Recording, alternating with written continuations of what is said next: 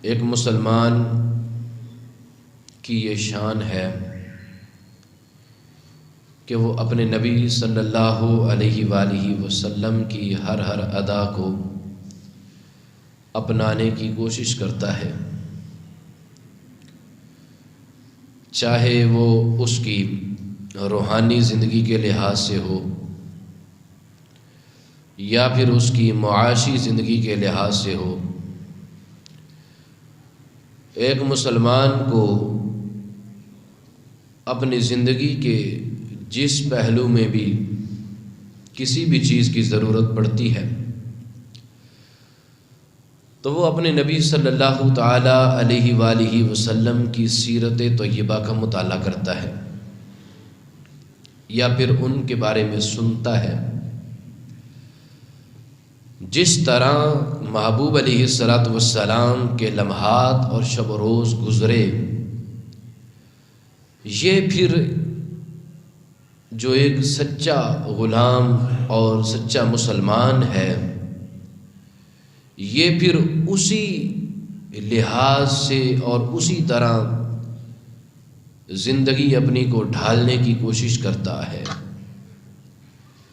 ہمارے نبی مکرم شفیع معظم صلی اللہ تعالی علیہ وآلہ وسلم کا ایک بہت ہی پیارا اور خوبصورت وصف، آپ کی بہت ہی خوبصورت عادت کریمہ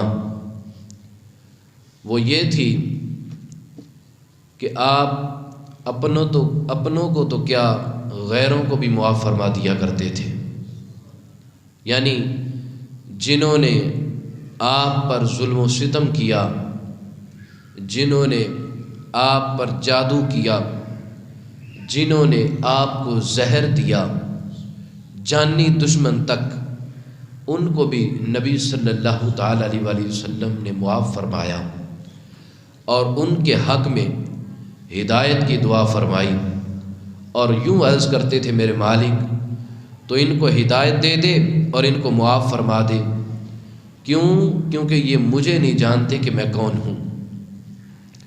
اب یہ وصف بڑا ہی خوبصورت وصف ہے کہ انسان کے اندر یہ صفت اور یہ وصف ہونا چاہیے کہ انسان حتی الامکان کوشش کرے کہ جو بھی اس کے ساتھ ناانصافی کرے یا جو اس کے ساتھ غلط رویہ اختیار کرے، انسان اس کو معاف کر دیا کرے، اور پھر بجائے اس کے کہ بندے کی اپنی غلطی ہو تو پھر تو بدرجہ اولا انسان کو معاف کر دینا چاہیے، بلکہ معاف کر دینا نہیں چاہیے بلکہ معافی مانگ لینی چاہیے اگر انسان کی اپنی غلطی ہے۔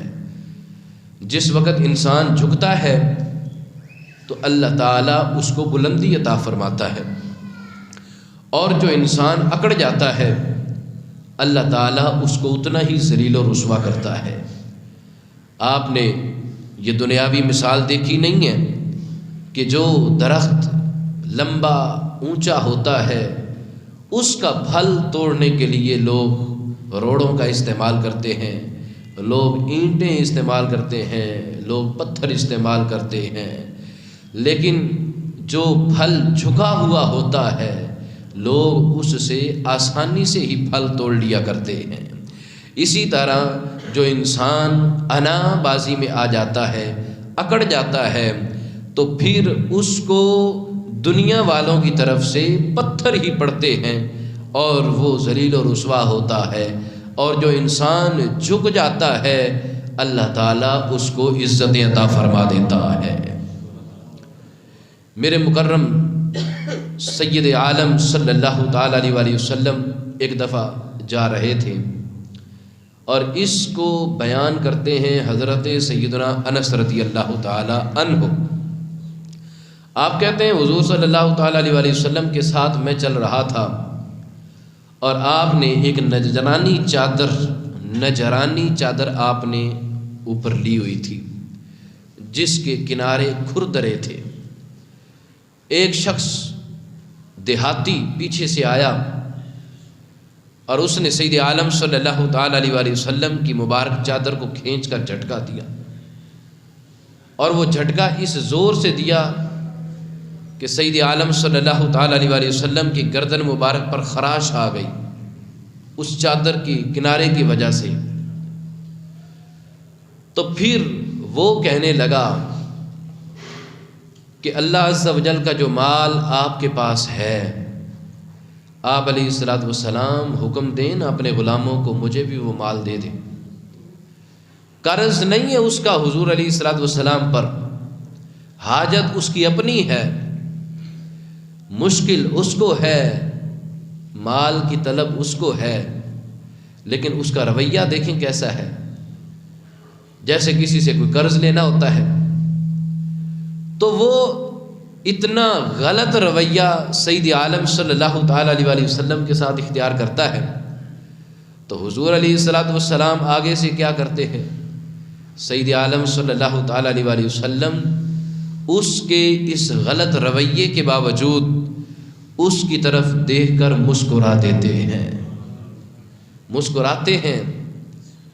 اور جب میرے آقا مسکراتے تھے تو ساری دنیا مسکرا پڑتی تھی، ان کی تبسم پہ ساری دنیا قربان ہو جاتی تھی، ہر چیز قربان ہو جاتی تھی۔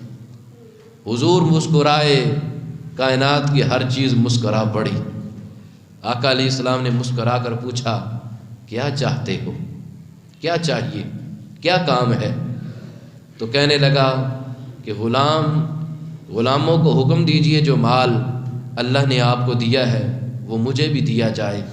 تو سید عالم صلی اللہ تعالیٰ علیہ وسلم نے مسکرایا اور پھر اس کو مال دینے کا حکم بھی ارشاد فرما دیا۔ اب دیکھیں کتنا حلم اور بردباری کا ہمارے محبوب علیہ السلام نے مظاہرہ کیا۔ کیا ہم نہیں چاہتے کہ ہم آقا کریم صلی اللہ تعالیٰ علیہ وسلم کی اس سنت کو بھی اپنائیں، اور آپ کا یہ جو خوبصورت وصف ہے یہ بھی ہمارے اندر ہونا چاہیے۔ ہم میں سے ہر شخص یقیناً چاہتا ہے کہ ہمارے آقا صلی اللہ علیہ وسلم کے جو خوبصورت اوصاف ہیں ان اوصاف کو ہمیں بھی اپنانا ہے، لیکن شیطان پھر ہمیں کان سے پکڑ کر غلط راستے کی طرف لے جاتا ہے۔ تو اس لیے یہ کوشش کریں کہ آپ کی زبان سے اور آپ کے ہاتھ سے، آپ کے قول سے اور آپ کے فعل سے، آپ کی کسی حرکت سے یا آپ کے کسی اشارے سے کسی بھی مسلمان کو کسی بھی لحاظ سے کوئی بھی تکلیف نہیں پہنچنی چاہیے۔ ہمیشہ سکھ بانٹنے والے بنے، دکھ تو سارے ہی دیتے ہیں، اصل انسان وہ ہوتا ہے جو سکھ بانٹتا ہے، جو خوشیاں لوگوں کو فراہم کرتا ہے۔ اس وقت دنیا میں ہر بندہ پریشان ہے، کوئی مہنگائی کا رونا رو رہا ہے، کوئی گھریلو معاملات کی وجہ سے پریشان ہے، کوئی گھریلو ناچاکیوں کا شکار ہے، کوئی تنگ دستی کا رونا رو رہا ہے، کوئی گھر اپنا نہ ہونے کا رونا رو رہا ہے۔ ہر بندے کی ایک اپنی داستان ہے، ہر بندے کی ایک اپنی کہانی ہے۔ ارے اس مشکل وقت میں بھی ہماری ذات سے لوگوں کو تکلیف پہنچے تو پھر ہم سے بدتر کون ہو سکتا ہے؟ اس لیے ہمیں کوشش کرنی چاہیے، دکھی تو انسان پہلے ہی ہے، تو ہمیں کوشش کرنی چاہیے کہ ہم ان کا دکھ خود لے لیں اور اپنا سکھ ان کو دے دیا کریں۔ اصل مسلمانی یہ ہے، اصل انسانیت یہ ہے کہ دوسروں کے دکھ لے لینا اور اپنا سکھ اس کو دے دینا۔ یہ انسان کی اصل نشانی سچے ہونے کی ہے، یہ مسلمان کے سچے ہونے کی پہچان ہے، کیونکہ یہ وصف اور یہ خوبصورت وصف ہمارے آقا صلی اللہ تعالیٰ علیہ وسلم کی ذات میں بہت ہی اچھے طریقے سے پایا جاتا تھا۔ حضرت سیدنا ابو ہریرہ رضی اللہ تعالیٰ عنہ فرماتے ہیں کہ رسول اللہ صلی اللہ تعالیٰ علیہ وآلہ وسلم نے ارشاد فرمایا کہ جس شخص کے اندر 3 باتیں ہوں گی، جس شخص میں 3 باتیں ہوں، اللہ تبارک و تعالیٰ اس کا حساب بڑا آسان طریقے سے لے گا۔ لوگوں، کیا ہم نہیں چاہتے کہ ہمارا حساب آسان طریقے سے ہو؟ ہم میں سے کون نہیں چاہتا؟ جے میں ویکھاں عملہ ولے، کچھ نہیں میرے پلے، جے میں ویکھاں رحمت رب دی بلے بلے بلے۔ تو ہم میں سے ہر ایک یہ چاہتا ہے کہ اللہ ہمارا حساب آسان طریقے سے لے، بلکہ ہم میں سے ہر ایک کی یہ خواہش ہے کہ اللہ ہمیں بغیر حساب کے ہی جنت میں داخل فرما دے۔ حساب کے تو قابل ہی نہیں ہے، قدم اٹھتا ہے گناہ ہو جاتا ہے، آنکھ کھلتی ہے گناہ ہو جاتا ہے، ہاتھ بڑھتا ہے گناہ ہو جاتا ہے، زبان بولتی ہے گناہ ہو جاتا ہے، کان سنتا ہے گناہ ہو جاتا ہے، آنکھ کھلتی ہے گناہ دیکھتی ہے۔ ارے ہر لمحہ گناہوں کی برسات ہے، تو پھر ہم کیسے یہ خواہش کر سکتے ہیں کہ ہمارا یہ حساب لیا جائے؟ تو ہم میں سے ہر کوئی چاہتا ہے کہ اس کا حساب نہ ہی ہو، اگر ہو تو بڑے آسان طریقے سے ہو، بڑے آسان سوال پوچھے جائیں اور رب معاف فرما دے۔ رب فرمائے جا میرے بندے تجھے جنت کا داخلہ عطا کرتا ہوں۔ ہم میں سے ہر ایک یہ چاہتا ہے۔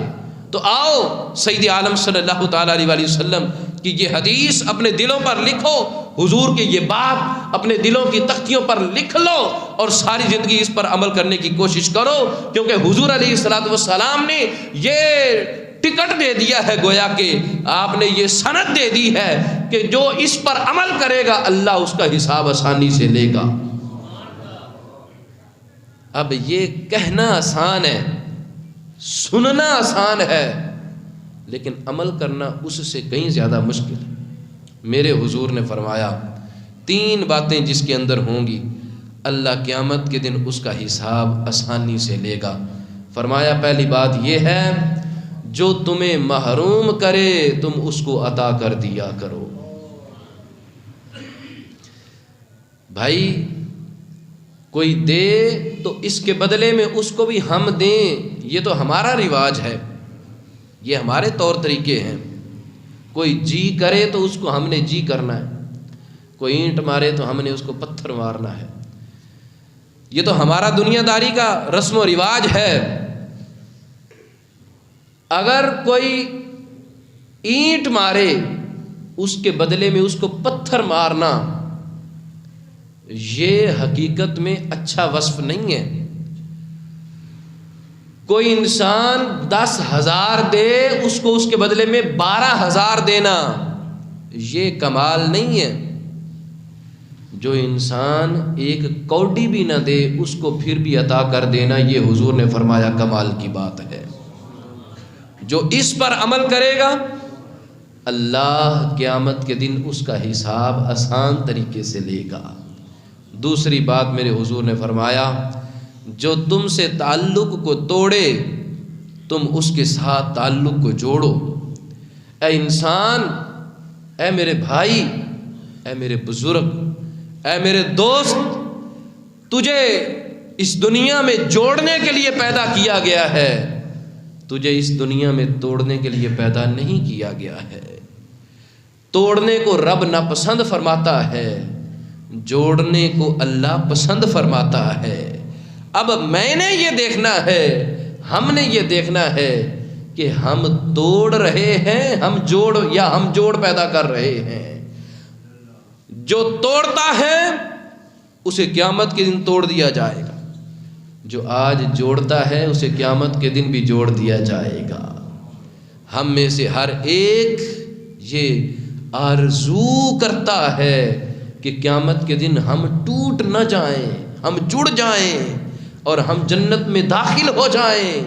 تو فرمایا کہ اگر ٹوٹنا نہیں چاہتے ہو، اگر جڑنا چاہتے ہو، تو پھر جو تم سے تعلق کو توڑے تم اس کے ساتھ پھر بھی تعلق جوڑ لیا کرو۔ کوئی تعلق جوڑے اس کے ساتھ تعلق جوڑنا یہ ہمارا رسم و رواج ہے، یہ ہماری عادت ہے، لیکن ہمارے حضور کی کیا عادت کریمہ تھی۔ حضور علیہ السلام نے اپنوں کے ساتھ تو جوڑی ہے، اپنوں سے تو تعلق جوڑا ہی ہے، حضور نے غیروں سے بھی تعلق جوڑ کر دکھایا ہے۔ اور یہاں غیر تو دور کی بات ہے، ہمارے تو اپنے ہی ہم سے روٹھے بیٹھے ہیں، نہ بھائیوں کی بہنوں سے بنتی ہے، نہ بہنوں کی بھائیوں سے، نہ بھائیوں کی آپس میں بنتی ہے، والدین بچوں سے ناراض، بچے والدین سے ناراض، بہنیں بھائیوں سے، بھائی بہنوں سے، رشتہ دار آپس میں ایک دوسرے سے ناراضگیاں کر کے بیٹھے ہیں اور کئی سال گزر گئے ہیں، یہ ناراضگیاں ختم نہیں ہو رہی ہیں۔ ایک کی طرف سے انا بازی ہے تو دوسرا کہتا ہے ٹھیک ہے تو بیٹھا رہ، میں کو تیڑے تو مارا۔ تو یہ ایک اچھے مسلمان کی نشانی نہیں ہے۔ حضور نے اچھے مسلمان کی نشانی بیان فرمائی اور فرمایا جنت کا داخلہ اگر چاہتے ہو کہ آسانی سے حساب ہو جائے، پھر تمہیں چاہیے کہ جو تمہارے ساتھ تعلق کو توڑ دے تم اس کے ساتھ تعلق پھر بھی جوڑ لیا کرو۔ میرے آقا علیہ الصلوۃ والسلام نے تیسری نشانی بیان فرمائی ایک اچھے مسلمان کی، اور اس بندے کی نشانی بیان فرمائی جس کا قیامت کے دن آسانی سے حساب لیا جائے گا۔ حضور نے فرمایا کہ جو تم پر ظلم کرے تم اس کو پھر بھی معاف کر دیا کرو۔ یہاں ظلم تو دور کی بات ہے، ظلم جس کو کہتے ہیں ہم سب جانتے ہیں ظلم کس کو کہتے ہیں۔ کسی کے اوپر ظلم ہو جائے یہ تو ظلم ہو گیا، اس کے اوپر ظلم کس کو کہتے ہیں ہم سب جانتے ہیں۔ یہاں ظلم نہیں ہوتا، یہاں کچھ بس تلخ کلامی ہو جاتی ہے تو پھر اس کو ہمیشہ کے لیے معاف نہیں کیا جاتا ہے۔ وہ ہاتھ جوڑ رہا ہے، وہ پیغامات بھیج رہا ہے کہ مجھ سے صلح کر لو، معاف کر دو مجھے۔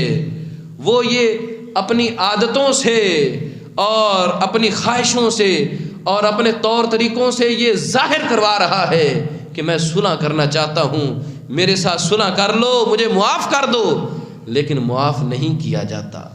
شیطان اور فرعون کی آپس میں ملاقات ہوگی، کتاب الکلیوبی اٹھا کر دیکھیں، عربی کی کتاب، وہاں یہ حکایت لکھی ہے، یاد آ گئی۔ شیطان اور فرعون آپس میں ملے، دونوں ہی رب کے دربار کے بھگوڑے، دونوں ایک دوسرے کو، شیطان فرعون کو کہنے لگا او بدبخت انسان، تو خدائی کا دعویٰ کر بیٹھا، تجھے پتہ نہیں ہے خدا ایک ہے۔ فرعون کہنے لگا میں نے تو خدائی کا دعویٰ کیا، میں نے تو خدا کو دیکھا ہی نہیں ہے، نہ تو نے دیکھا چلو نہ میں نے دیکھا، میں تو اس کی بارگاہ میں حاضر ہی نہیں ہوا۔ لیکن بدبخت انسان شیطان، تو رب کے دربار میں جا کر اکڑ گیا اور تو نے کہا میں نے سجدہ نہیں کرنا۔ یہ ایک دوسرے کو غلط تلخ کلامی کر رہے تھے، ایک دوسرے کو ملامت کر رہے تھے کہ تو برا ہے تو برا ہے۔ تو کہنے لگے چلو کسی نتیجے پہ آتے ہیں۔ کہا کہ ہم دونوں تو برے ہیں، لیکن ہم دونوں سے زیادہ برا تو وہ ہے جس کے پاس کوئی معافی لے کر آئے اور وہ آگے سے معاف کرنے سے انکار کر دے۔ ہم سے برا تو وہ ہے۔ یہ صدیوں پہلے شیطان اور فرعون بھی کہہ گئے کہ ہم سے برا وہ ہے کہ کسی کے پاس کوئی معذرت اور معافی لے کر آئے اور وہ اپنی ضد بازی اور انا بازی کو آگے رکھ لے اور کہے کہ نہیں جی میں معاف نہیں کرنا، اور پھر معاف کرنے سے ہوگا کیا؟ اس کو پتہ ہے معاف کروں گا تو آگے تعلقات اچھے ہو جائیں گے، ہو سکتا ہے کل یہ مجھ سے کوئی مطلب لینے کے لیے نہ آ جائے، اس لیے بھی بعض اوقات معاف نہیں کیا جاتا، ہو سکتا ہے مجھ سے کوئی چیز ہی نہ مانگ لے۔ تو اس میرے بھائیوں معاف کرنا اختیار کرو۔ میرے حضور نے فرمایا جو کسی کو معاف کرتا ہے اگرچہ اس نے اس پر ظلم بھی کیا ہو، یہ پھر بھی اگر اس کو معاف کر دیتا ہے اللہ قیامت کے دن آسان طریقے سے اس کا حساب لے لے گا۔ حضرت سیدنا ابی بن کعب رضی اللہ تعالیٰ عنہ سے روایت ہے، میرے آقا صلی اللہ تعالیٰ علیہ وآلہ وسلم نے ارشاد فرمایا جسے یہ پسند ہو کہ اس کے لیے جنت میں محل بنایا جائے، پتہ نہیں دنیا میں تو ہم سے محل بنے گا یا نہیں بنے گا، کسی سے بنتا ہے کوئی آرزو ہی کرتا رہ جاتا ہے میرا بھی محل ہوتا۔ آئیے اس فانی دنیا کو چھوڑیے اور ابدی ٹھکانہ جنت میں محل بنانے کا میں طریقہ بتا دیتا ہوں کہ دنیا میں رہ کر اپنا محل وہاں پر کیسے بنا سکتے ہیں۔ آج وہاں اگر محل بنا دیں گے تو اللہ کے فضل سے کل کو اس محل میں داخل بھی ہو جائیں گے۔ وہ محل کیسے بنایا جائے گا آپ کے لیے؟ آئیے سید عالم صلی اللہ تعالیٰ علیہ وآلہ وسلم کی بارگاہ سے ارشادات سنتے ہیں کہ آپ نے وہ محل بنانے کا کون سا طریقہ ارشاد فرمایا ہے۔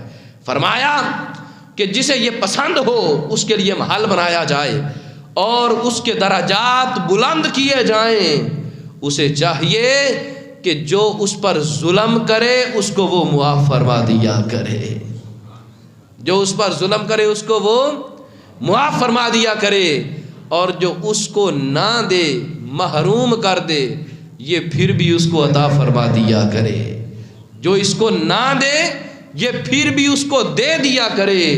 اور حضور نے فرمایا جو اس سے تعلق کو توڑے یہ اس کے ساتھ پھر بھی تعلق کو جوڑ لیا کرے۔ یہ تین چیزیں ایسی ہیں، یہ تین کام ایسے ہیں جو یہ کرے گا اللہ جنت میں اس کے لیے محل بنا دے گا، بیٹھا دنیا میں ہوگا محل جنت میں بن جائے گا۔ اس لیے میرے بھائیوں آج یہ نیت کریں کہ ہم کوشش کریں گے کہ زیادہ سے زیادہ ہم معاف کریں اپنے بھائیوں کو۔ ہم مسلمان سارے بھائی ہیں، ارے یہ ناخن بڑھ جائیں نا، ناخن بڑھ جائیں تو ہمارے بزرگ مثالیں دیتے ہیں، ناخن کاٹتے ہیں انگلیاں نہیں کاٹ دیتے، ناخن کاٹتے ہیں انگلیاں نہیں کاٹ دیتے۔ انسان کے اندر غلط عادتیں ہوں تو اس کی عادتوں سے نفرت کریں، انسانوں سے نفرت کرنا چھوڑ دیں۔ انسان کے اندر بری عادت ہے، اس کی بری عادت سے نفرت کریں اور اس کو سمجھائیں کہ یہ تو بری عادت چھوڑ دے، لیکن اس کی ذات سے نفرت کرنا چھوڑ دیں۔ مسلمان بھائی بھائی ہیں، حضور نے فرمایا مسلمان آپس میں بھائی بھائی ہیں، ایک کی تکلیف کو دوسرا محسوس کرتا ہے، اور یہاں کیا ہے، یہاں ایک کی تکلیف پر دوسرا خوش ہو رہا ہوتا ہے۔ یار آج ہمارے رویے یہ ہیں، ایمانداری سے مجھے بتائیں، ایمانداری سے ایمان کو گواہ بنا کے مجھے بتائیں، آج یہ رویے ہیں، کل کو ہم خدا سے کیا امید رکھتے ہیں؟ آج اس کے بندوں کے ساتھ یہ رویے ہیں، آج تو اس کے بندوں سے یہ رویہ رکھ رہا ہے، کل تمہارے ساتھ یہ رویہ اختیار نہیں کیا جائے گا۔ آج بندہ جس انداز سے اللہ جو حسن ظن، جو گمان اللہ پر قائم کرے گا کہ میرا رب میرے ساتھ یہ فرمائے گا، اللہ قیامت کے دن اس کے ساتھ ویسا ہی فرمائے گا۔ معزز کون ہوتا ہے، عزت دار کون ہوتا ہے؟ جو اکڑا رہے وہ عزت دار ہے؟ نہیں۔ حضرت سیدنا موسیٰ علیہ السلام نے اللہ کی بارگاہ میں یہ جملہ بھی رکھ دیا، الہی عزت والا کون ہے، معزز کون ہے، کس کے سر پر عزتوں کا تاج تو نے رکھا ہے؟ تو اللہ تبارک و تعالیٰ نے فرمایا عزتوں والا وہ ہے جو بدلہ لینے پر قادر ہے، سامنے والا کمزور ہے، یہ بدلہ لے سکتا ہے، اس کے پاس پاور بھی ہے، اس کے پاس طاقت بھی ہے، لیکن یہ پھر بھی اس کو معاف فرما دے۔ یہ حضور نے اللہ نے فرمایا یہ بندہ کون ہے؟ عزت والا ہے۔ آخری جملہ کر کے اپنے بیان کو اختتام کی طرف لاتا ہوں۔ میرے بھائیوں ہم قیامت کے دن کیا امید رکھتے ہیں اللہ تعالیٰ سے؟ بس یہ آخری سوال ہے، ہم قیامت کے دن اللہ تعالیٰ کی بارگاہ سے کیا آرزو رکھتے ہیں، کیا امید رکھتے ہیں کہ ہمارے ساتھ کیا کیا جائے؟ ایک بندہ بھی ہاتھ نہیں کھڑا کر سکتا جو یہ کہے کہ میں اس بات کے لیے تیار ہوں کہ میرا کل قیامت کے دن حساب ہو جائے۔ ایک بندہ بھی، یہاں چھوڑ کے پوری دنیا میں کوئی اللہ کا ولی بھی یہ چیلنج نہیں کر سکتا، ہاتھ کھڑا نہیں کر سکتا کہ میں یہ چاہتا ہوں کہ ٹھیک ہے میرا قیامت کے دن حساب و کتاب ہو، میں حساب و کتاب کے ترازو سے گزر کر پھر جنت میں جانا چاہتا ہوں۔ کوئی بھی نہیں یہ کہہ سکتا۔ ہر بندہ مجھ سمیت یہی کہنا چاہتا، کہتا ہے کہ آرزو دل کی یہی ہے، جتنے جیسے اعمال ہیں ہر بندہ جانتا ہے میرے اعمال کیسے ہیں، جو آرزو ہے وہ یہی ہے کہ اللہ بس معاف کر کے جنت میں داخلہ دے دے۔ بھائی ہم میں سے ہر ایک کی یہ خواہش ہے کہ نہیں ہے؟ ہے کہ نہیں ہے؟ قیامت کے دن نا بتاتا ہوں، اس بندے کو بلایا جائے گا، اللہ ایک بندے کو بلائے گا، ادھر آ، تو نے یہ گناہ کیا اور دنیا دیکھ رہی ہوگی ساری؟ نہیں، ساری دنیا کی آنکھوں پہ پردہ ڈال دیا جائے گا۔ یہ عیب ظاہر نہ ہو جائے میرے بندے کا دوسروں پر، ساری دنیا کی آنکھوں پہ پردہ ڈال دیا جائے گا۔ رب اس کو تنہائی میں پوچھے گا یہ گناہ کیا ہے، یہ گناہ کیا ہے؟ وہ سارے جوابات دے گا، ہاں یہ بھی کیا، یہ بھی کیا، یہ بھی کیا، حتیٰ کہ بندہ دل میں سوچنے لگ جائے گا اب تو میں گیا جہنم میں، اب تو سارے گناہوں کا اقرار کر لیا ہے، اب تو فیصلہ ہونا ہے میرا۔ تو اللہ تبارک و تعالیٰ پھر پوچھے گا تجھے پتہ نہیں تھا کہ میں مالک ہوں، خالق ہوں؟ عرض کرے گا الہی پتہ تھا۔ تو معاف فرما دے گا، بس بھول ہوگی، غلطی ہوگی، گناہ ہو گئے۔ اللہ تعالیٰ فرمائے گا ٹھیک ہے، آج میں قادر ہوں اس بات پر کہ تجھے اٹھا کر جہنم میں ڈال دوں، لیکن دیکھ آج میری رحیمی اور کریمی کہ تیرے اتنے گناہوں کے باوجود میں نے دنیا کو تیرے عیب نہیں دکھائے ہیں، دنیا کی آنکھوں پہ پردہ ڈال کے میں نے تیرا حساب لیا ہے، اور تیرا حساب اس میں تو ناکام ہو گیا ہے، لیکن پھر بھی میں رب ہو کے یہ اعلان کرتا ہوں کہ جا آج بھی تجھے میں معاف کر رہا ہوں۔ ایسا کون چاہتا ہے ہم میں سے؟ میں چاہتا ہوں، میں چاہتا ہوں میرے ساتھ یہ ہو۔ اگر ہم یہ چاہتے ہیں، یہ دیکھیں، معاف کرنا سیکھیں، ولا تجسسوا، اس پر عمل کر لیں، عیب جوئیاں تلاش نہ کریں لوگوں کی، لوگوں کے عیب نہ اچھالیں، لوگوں کی عزتیں خراب نہ کریں۔ یہ جو واقعہ میں نے سنایا ہے اس کا پس منظر یہی ہے کہ یہ بندہ دنیا میں اللہ کے بندوں کے عیب چھپاتا تھا، اس کو اچھالتا نہیں تھا، اللہ نے قیامت کے دن بھی اس کے عیبوں پہ پردہ ڈال دیا۔ ہم میں سے میرے بھائیوں ہر ایک یہ چاہتا ہے کہ ہمارے عیب دنیا میں بھی چھپے رہیں، آخرت میں بھی چھپے رہیں، چاہتا ہے نا ہم میں سے ہر ایک۔ دنیا کی ذلت تھوڑی ہے، آخرت کی ذلت زیادہ ہے۔ ارے حضور غوث پاک جیسے فرمائیں، عرض کریں الہی اگر میرے گناہوں کو تو نے دیکھنا ہے، اگر کل بروز قیامت میری پکڑ ہو تو مجھے قیامت کے دن اندھا اٹھانا، میں کیسے اپنے محبوب کا سامنا کر سکوں گا کہ میں گناہگار ہو کر تیری بارگاہ میں آیا ہوں۔ تو آج ہم کیا چاہتے ہیں؟ ہم بھی یہی چاہتے ہیں کہ ہمارے عیب ہمارے محبوب علیہ السلام پر نہ کھلیں، ہمارے عیب دنیا نہ دیکھے۔ اس وقت جب اولین و آخرین سارے ہوں گے، تو آج یہ صفت، چھوٹی سی صفت اپنا لیں کہ لوگوں کے عیبوں پہ پردہ ڈالنا شروع کر دیں، مسلمانوں کے عیبوں کو چھپانا شروع کر دیں، اپنے بھائیوں کے کوئی عیب کسی کے اندر ہے اس کو سمجھائیں پیار محبت سے۔ بیٹا ہے اس کا عیب اچھالے نا، بھائی ہے اس کا عیب اچھالے نا، دوست ہے اس کا عیب دوسرے دوستوں کو نہ بتائیں، اس کے عیب پر پردہ ڈال دیں۔ میں گارنٹی دیتا ہوں آپ کو اللہ کے فضل و کرم سے، حضور علیہ السلام کی حدیث پاک کی بنیاد پر یہ میں گارنٹی دے رہا ہوں، آپ اللہ کے بندوں کے عیب چھپانے شروع کر دیں، اللہ قیامت کے دن آپ کے عیبوں پہ پردہ ڈال دے گا۔ آپ اللہ کے بندوں کو معاف کرنا شروع کر دیں، اللہ قیامت کے دن آپ کو معاف فرما دے گا۔ وآخر دعوایا ان الحمد للہ رب العالمین۔